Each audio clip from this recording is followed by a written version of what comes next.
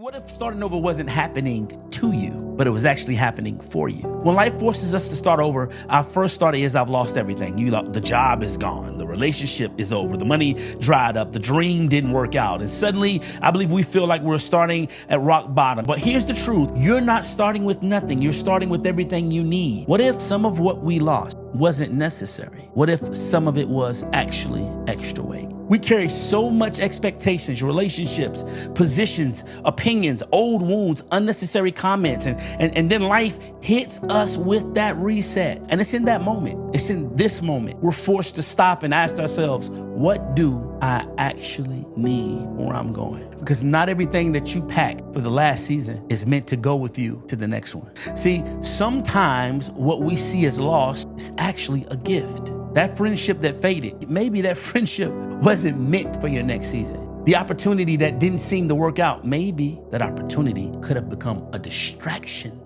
The security that you depended on, maybe God was showing you He alone is your source, not what you depended on in the last season, because where He's taking you next, you have to be connected to the true source. What if instead of focusing on what's missing, we asked, what do I have left? Because what remains is what's essential. Purpose that's on your life, it still remains. Your ability to rebuild and create, it still exists. In spite of your start over, it is still there. And that's where the shift happens, guys. When you stop seeing yourself as empty and you start seeing yourself as equipped. Because everything you lost wasn't necessary, but everything you have is enough. See, a reset isn't about what's taken away. It's about what's revealed. Sometimes we're not struggling with what's been taken away. We're actually struggling with what we refuse to let go of. You're stuck because you're still holding on to what you prefer instead of what's